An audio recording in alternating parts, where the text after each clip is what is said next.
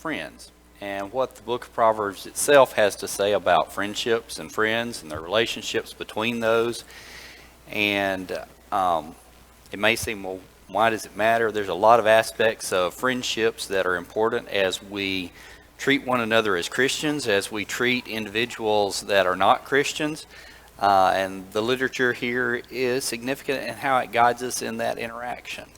So again, there's no one passage. We'll be skipping from passage to passage because of the way that Proverbs is structured to pick up and glean different aspects of this.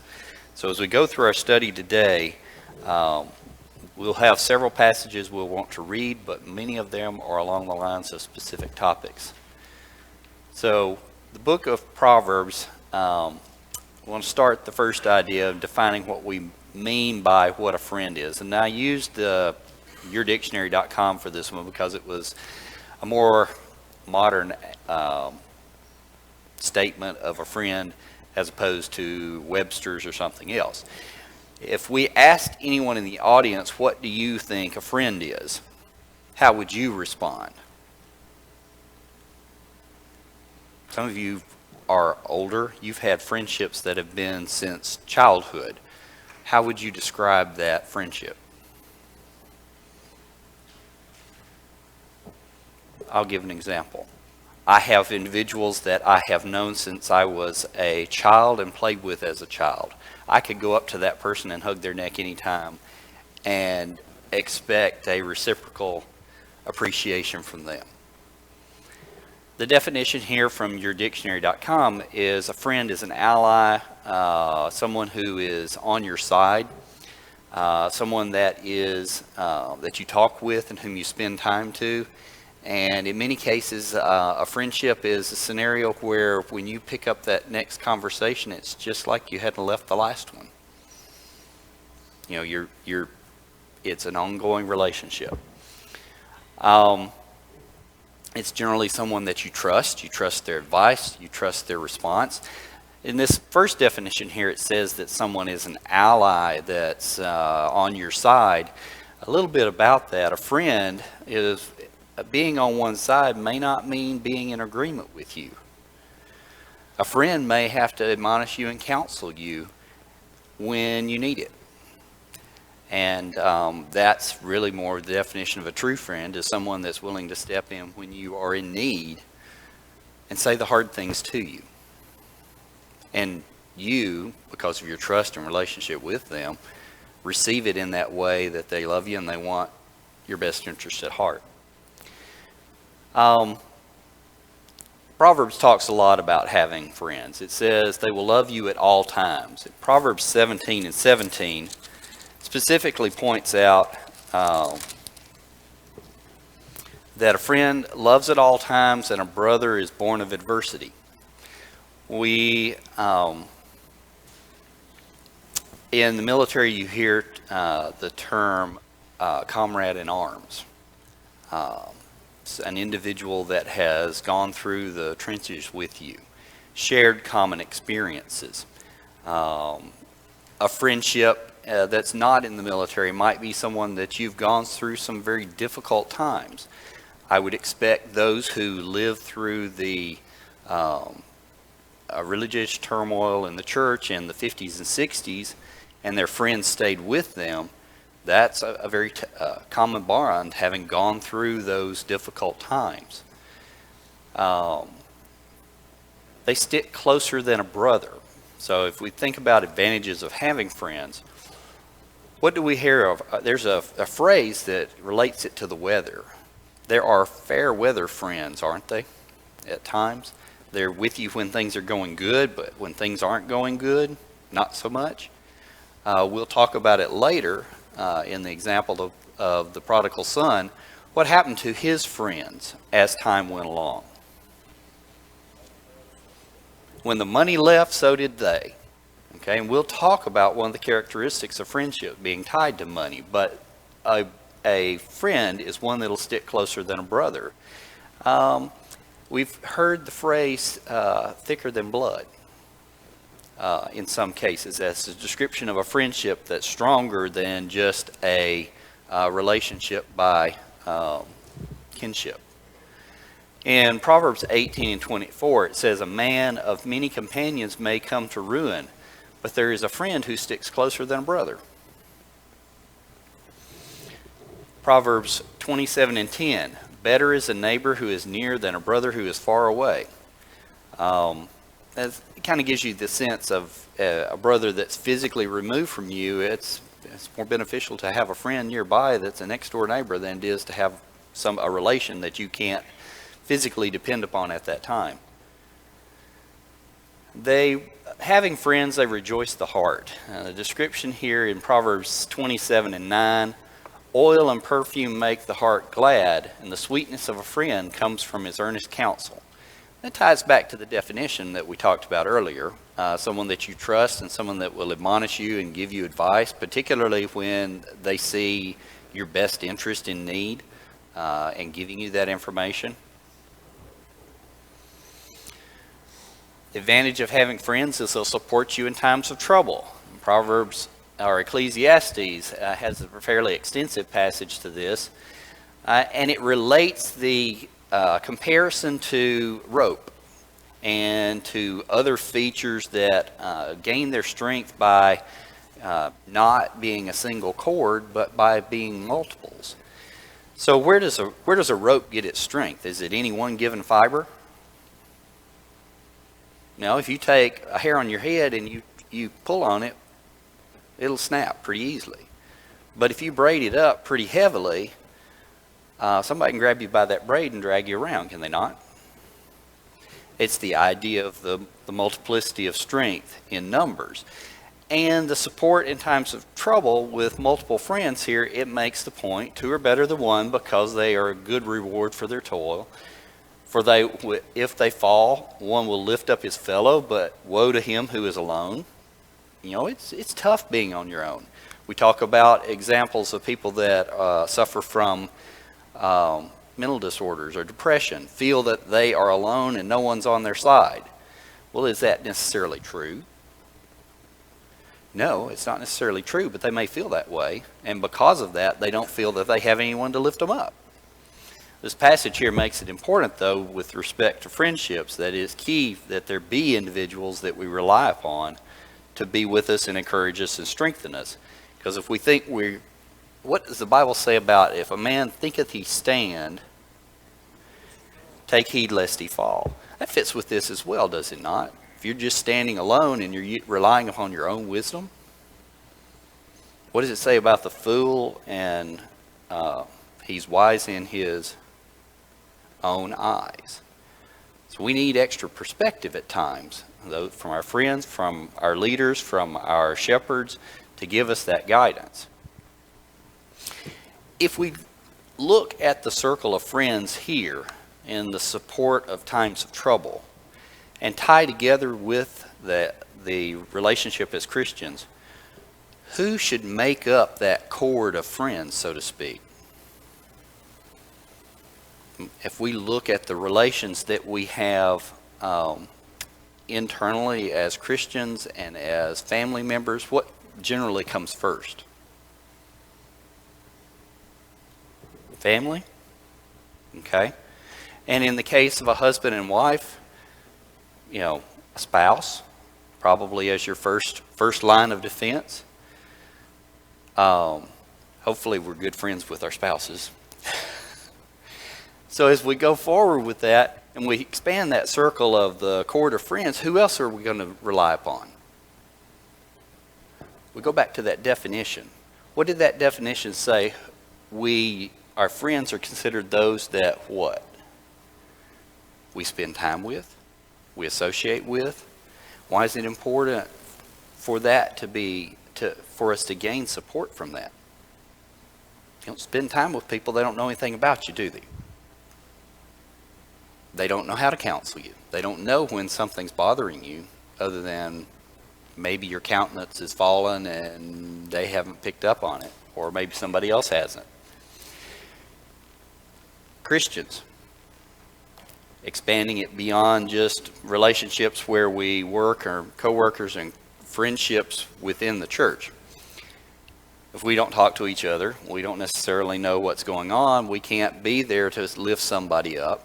So this all fits together if you look at that expanding circle of friends, whether it's, family, the church, our elders, our secular friends, hopefully that are wise. And there are those that are secular friends that are wise, but they may not always have the same interests and values as what we should have.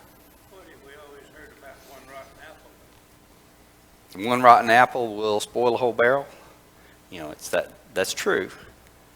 But as it relates, and if you look at a suspension bridge, you want all of the suspension bridge cables to be well supported and carry the same load, and not one of them be rusted out and failing. So, but the advantage of having friends is they'll support you in times of trouble. Biblically, what's the most noted family relationship or friend relationship that comes to mind to you as an individual supporting someone in trouble? There'll be multiples, but what's the most noted, probably? What did Jonathan do for David when he was fleeing from Saul? He went to his father on his behalf and almost took a spear for David. Okay. Advantage of having friends is they'll sharpen the countenance. Iron sharpens iron, and one man sharpens another. Are we better generally for having friends? I would say that we are. The Bible talks about he who wants to have friends show himself friendly. If you're not an individual that has friends or makes friends easily, it can be an effort to make that happen. Psychologists talk about how we are categorized, and there's different ranking scales that we're categorized on. And I'll only make the comment there, it's easy to see that there are introverts and extroverts. People that just that are the life of the party and don't know anybody that's not a friend, and there are those that would just as soon sit in a corner and read a book and be as happy as life could carry them on. There's introverts and extroverts. An introvert generally has a hard time making friends because they just soon be by themselves. An extrovert is so outgoing, he may not know what his real friends are. It takes perspective on our behalf as it looks at where we garner this friendship from, that we work with all types and at least recognize the differences. Francis Bacon, the best preservatives to keep the mind in health is the faithful admonition of a friend. When we look at the time of Rehoboam, and he went to seek counsel from different individuals, who did he trust in? He trusted in the young guys of his own generation. He trusted in his friends, did he not? Did he get good counsel? Well, he got counsel, but it wasn't very good. The older, the wiser men that had admonished him, that had been the advisors of his father,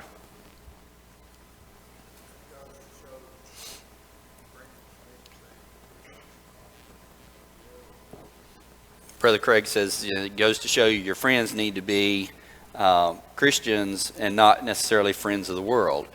I think in that day, all of his friends there were probably Jews, but they weren't the right kind of person that was seeking the Word of God and seeking the best interests of the people. And we even have to categorize that today. As our Christian friends, do they have the right influence on us? So I think it is the first level to look at our friendships, and I think the Bible talks to us about associating with fellow brethren over the world.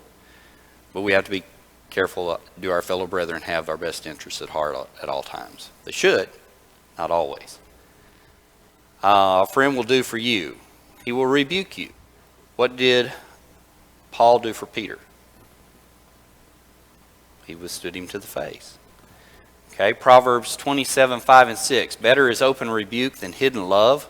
Faithful are the wounds of a friend, profuse are the kisses of an enemy. We talk about the phrase, someone's kissing up. They want something, generally. And here is the passage, it puts it into, flattery, the kisses of an enemy, as opposed to, somebody, the wounds of a friend is better because he has your best interest at heart. A friend will do for you, he will show pity to you. Job 6:14, to him who is afflicted, kindness should be shown by his friend. What did Job's friends really do for him? You've sinned and you're going to die, and they really didn't try to encourage him at all. Didn't take into account his character and his behavior and his consistency of life. He will show support during adversity. 1 Samuel 19:2-3. I think we referenced this earlier, but I think it's important to read this passage in 1 Samuel 9.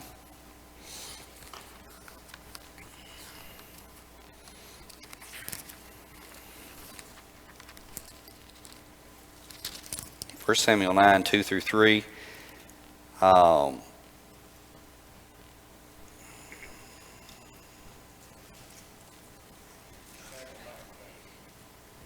What's that? That's right. That's no wonder it didn't make sense.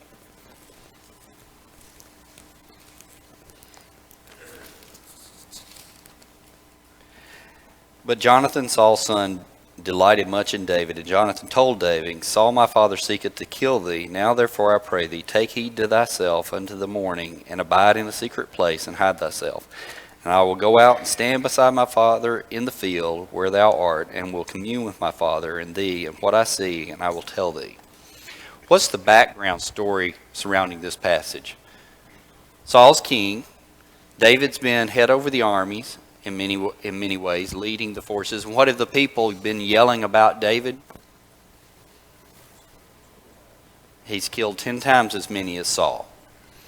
And we know that Saul has fallen out of favor with God. He's been admonished by Samuel because of the offerings that he's made. It's talked about he's taken on an evil spirit of attitude toward David as a result of this. But the background story is, what is Jonathan actually there? He's second in command. He is the one to ascend to the throne by tradition. Who's actually going to ascend to the throne? David. So the person that's going to be king is going to the current king and asking him on behalf of the one that he knows is going to replace him. That takes courage on Jonathan's part. It also takes selflessness on Jonathan's part, because what did he recognize about his friend? He recognized that God was with David and that he needed to be leading the kingdom. So it took a tremendous amount of trust on David's part. When you're talking about power, power is infectious in many ways, and it'll lead people to do things that you wouldn't think they would otherwise do. We see the purity of Jonathan's heart throughout his entire life cycle, and it's exhibited here again. But we see here, this is just one of the examples of Jonathan intervening on his friend's behalf and standing up for him. A friend will do for you, he will rejoice with you. I think it's interesting when we see the story of the parable of the lost coin. The individual went out and they found the coin. What did they go and do? They celebrated, and all their friends came together with them. In the case of the lost sheep, they celebrated over the recovery of that lost sheep. At the end of the story of the prodigal son, what did they do? They celebrated. They celebrated over one who was lost coming back. So, a friend will do for you, he will rejoice with you. In this relationship here, obviously it's the father that's throwing the party for the returning son, but there is certainly a level of friendship and love that exists between a father and their children that transcends that very idea. What will a friend do for you? He will lay down his life for you. Now, most notably, who laid down their life for us? Christ.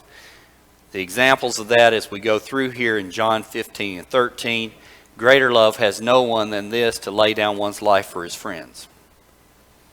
It's what Christ did for his friends, what Christ did for his fellow brethren, for his brothers and sisters in Christ. In 1 John 3:16 and 18, by this we know love, that he laid down his life for us, and ought to lay down our lives for brothers. But if anyone has the world's goods and sees his brother in need, yet closes his heart against him, how does God's love abide in him? When we see a need that is pressing, whether it be an individual that's hurting spiritually, whether it's being an individual that's hurting physically, we have an obligation and a responsibility based off of this passage. How to get friends. We need to be friendly, do we not? It goes to that definition of what is a friend, one that has the best interest of another at heart, spends time with them, relationship. Is it easy in a congregation of 250 to get to know everybody on a daily basis? It's impossible. Social media has made a tremendous stride in actually keeping up with the superficial activities of what people do. But does knowing what somebody's activities are really tell you what they're thinking and feeling? Not completely. It only tells you what they're doing or what they want you to know that they're doing at the time. In being friendly, in Proverbs 18 and 24, a man who has friends must himself be friendly. He must spend time with other people. Spending time, get to know people. Laughing together, having fun together. I know that outside of the church, a number of people had a gathering last night, and from hearing some of the reports back, there were a lot of laughs shared. So, be loyal. How to get friends. Proverbs 27 and 10, do not forsake your own friend or your father's friend. That's an interesting admonition. Why not forsake your father's friend? The passage doesn't tell us, but I can think of some reasons. Could have been just like Rehoboam. If he'd listened to his father's friends, he might not have gotten into as much trouble. And I think that's the absolute case, because our father's friends have watched us grow up as children, and still, in many cases, probably have been mentors or father figures to us. So to forsake those types of relationships turns aside from even what we would consider to be family. In Proverbs 25 and 19, confidence in an unfaithful man in time of trouble is like a bad tooth and a foot out of joint. That's a harsh comparison. A bad tooth hurts, does it not? And if you've sprained your ankle or rolled your ankle and it doesn't work right, it hurts with every step you take. Confidence in an unfaithful man will hurt with every step you take with that person. How to get friends. Be great. Use gracious speech. And we know there's a whole, and we'll talk about the tongue and our language and speech in another lesson.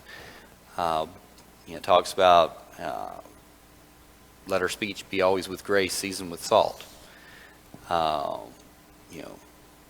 There are certain types of words that, like apples of gold and pictures of silver. Special words. Use gracious speech in 22 and 11. He who loves purity of heart and has grace on his lips, the king will be his friend. An individual that's wise in how they talk to another person, to their friend, will be that way. Things that destroy friendship. And there's a lot of things that can get in the way of friendship. And I'm going to throw the first one out. And this is the first one that's listed in the series of study here, is money. Proverbs 6, 1 through 3. My son, if you have put up security for your neighbor and given your pledge for a stranger, if you are if you are snared in the words of your mouth, caught in the words of your mouth, then do this, my son, save yourself, for you have come into the hand of your neighbor. Go hasten and plead urgently with your neighbor. Now, that passage sounds pretty dire, does it not? In a lot of cases, it talks about a snare. It talks about pleading urgently with your neighbor. Obviously, there's some impetus behind that, some importance behind why putting up security with your neighbor could be a problem. There's an adage that says, neither lender nor borrower be. And a simple admonition here is, in the case of whether it be family members or relations in the church or friends, is that if you're going to loan somebody some money, you might as well take the attitude that you're not worried about that ever coming back. It'll just be easier to say, I've given you that as a gift and I don't expect anything back. It'll be easier to not be disappointed in the future. But if you are taking a loan from a fellow brother, and this happens, let's say you set up and you decide to sell a house to a fellow Christian, you self-finance it. What if they fall on hard times and miss half dozen payments? That gets sticky, does it not? Because you have an obligation at some point, if they can't make the payments, take the house back or help them find another location to live. Things like that get tough. We talked about crucial conversations in some of our studies. The first thing when you get to talking about money, crucial conversations come up in a hurry, and particularly as it's related to this. What about parents that have loaned their children money? Whether it be for an education or whether it be for a car, and maybe they don't actually follow through on what they say they'll do. That's tough. That's a hard conversation. Especially if they're living in your own house and you have to see that conversation come up every day. Money can be a real challenge as it relates to friendships and being able to destroy it. Proverbs 17:18, one who lacks sense gives a pledge and puts up security in the presence of his neighbor. That's not a favorable light that it paints that relationship in. Not at all. Things that destroy friendship: whispering and gossip. Tongue is a terrible fire. It seeks to destroy. Well, you learn something from a friend and you go tell somebody else. You've first off broken the trust with the first friend, and secondly set up a tale that's going to expand and grow and to take on a life of its own. Whispering and gossip in 17:9, he who repeats a matter separates friends. If somebody tells you something in confidence, what does that mean? You do not pass it on. You just absolutely cannot. I know, I'm going to suppose, I've never served as an elder. I've watched my father deal with situations.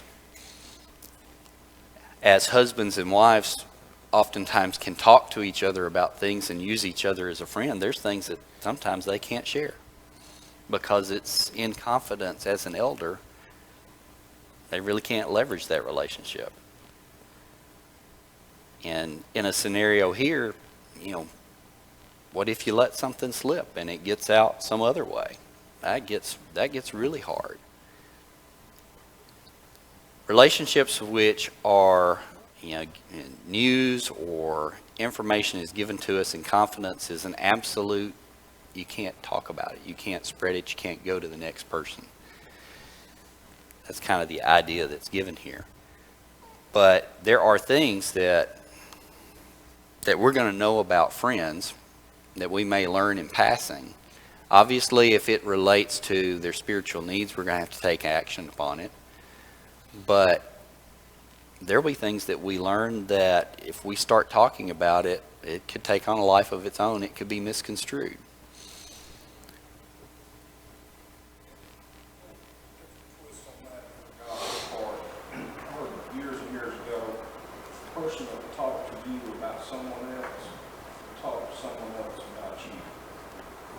gotta be careful what you're listening to. You know, somebody may start saying, "You miss that." I don't even want to hear it. Brother Burns says is, somebody that's willing to talk to you about something very well will turn around and talking to someone else about yourself.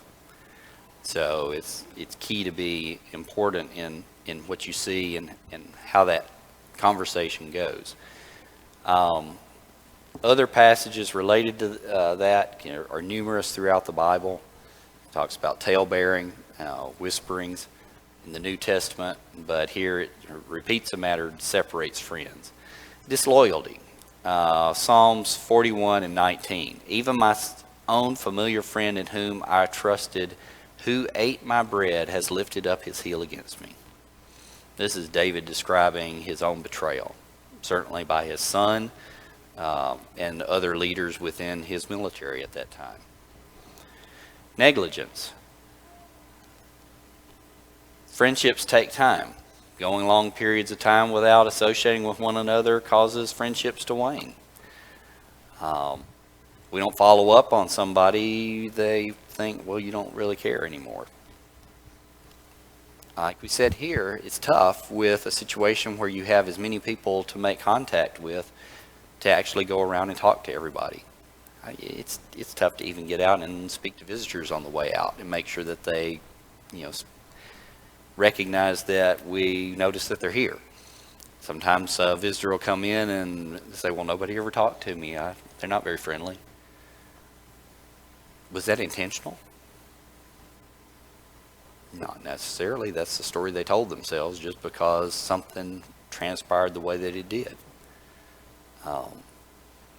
So, key aspect though here of negligence. If a husband and wife aren't talking regularly, it's going to cause problems, is it not? If parents and children aren't talking regularly, we can see the evidence of that, it's going to have problems. If we're wanting to maintain relationships with friends, it's that same type of extent that needs to be carried on beyond that. We need to touch base with people. We need to be friendly with them. We need to check in on them. And that may mean when we see body language changes or behavior changes, we have to be conscious of it. Somebody misses services 4 or 5 times in a row. What's going on? You hear words that somebody's visiting somewhere else. Well, why are they visiting? Well, they may have kids there, or they may be saying, I got a problem here. And a friend, though that's a hard conversation, probably has to pick up and kind of inquire. David and Jonathan had a tremendous friendship. We see their relationship between one another described as love for one another. We see it illustrated throughout how they interacted with one another.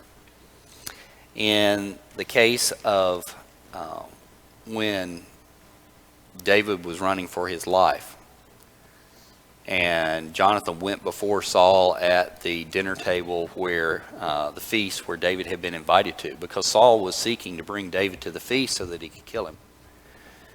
And Jonathan responds back that he's not here, he's off attending to this. What did Saul pick up and do? He picked up a javelin and threw it at his own son.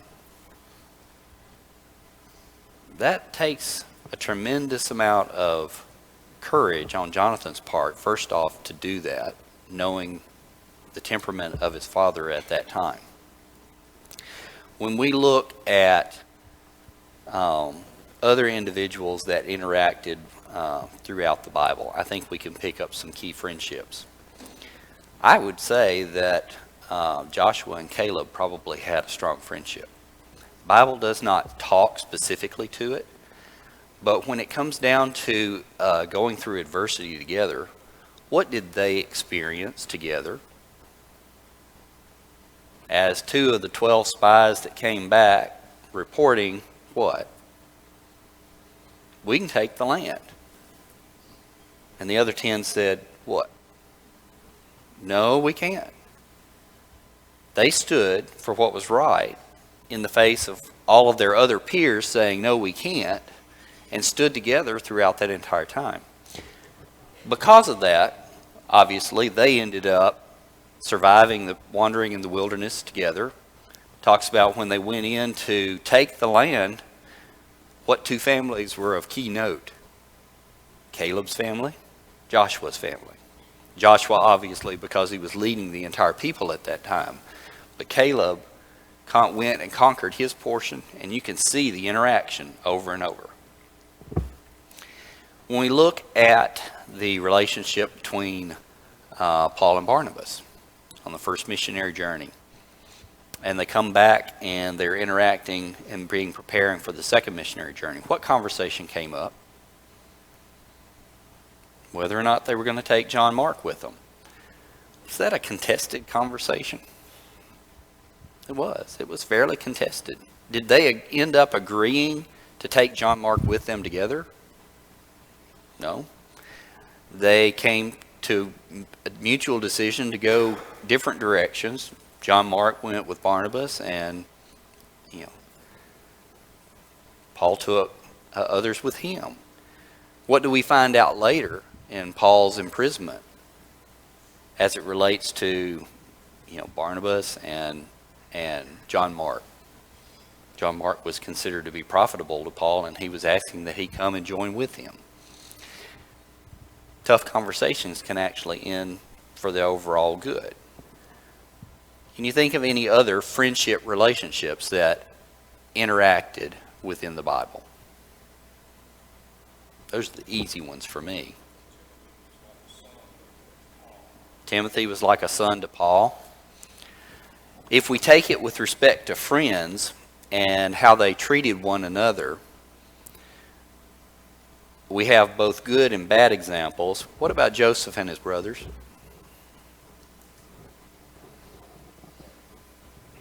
It worked out good in the end, okay?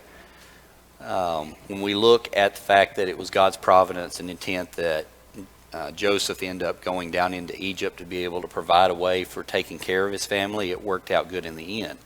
When we see Joseph's attitude toward his brothers after he reveals himself to them, what did he do?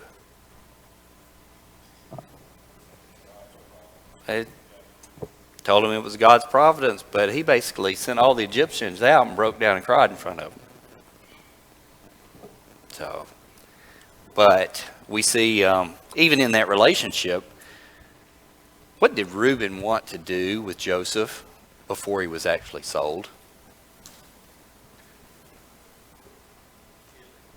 Well, Reuben was actually going to go back and pull him back out of the pit and take him back. They had thrown him in the pit, and he was going to come back and get him out, and when he went to do so, he was gone, and he finds out that they've already sold him. He was kind of distraught. You see a relationship there that he went along with all of it to begin with because of the other brothers, and this shows peer pressure, obviously, but it does show that he had some care for him, or at least care for his father.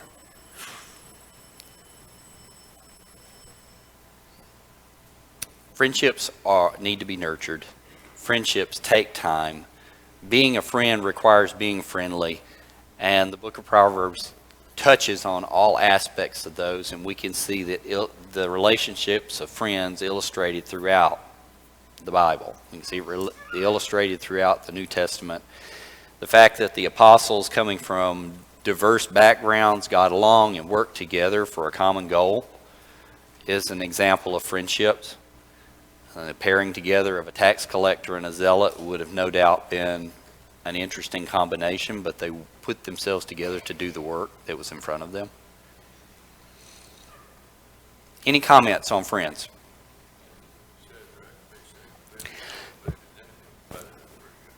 I'm glad you mentioned them because it was on my list and I forgot. There's no doubt about it. Shadrach, Meshach, and Abednego and Daniel certainly had to have had a strong friendship relationship. No doubt.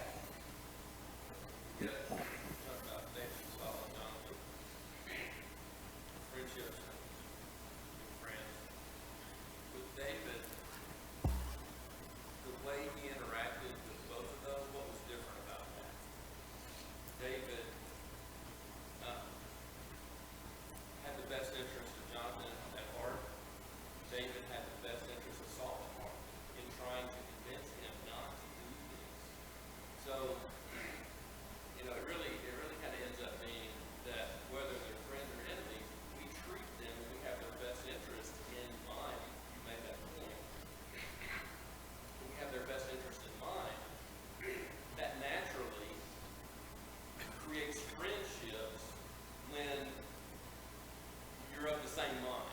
That's true. Saul was not of the same mind, therefore there was this animosity, but not on the part of David. Correct. He treated each one, so our lesson from that is we treat each other as you know, with their best interests at heart, and the friendships, they'll come, you know. And they'll come on their own time. You know, if we treat each other with our best interests at heart, the friendships will come. They just will develop over time. Thank you, Tim. I appreciate that. Thank you for your attention.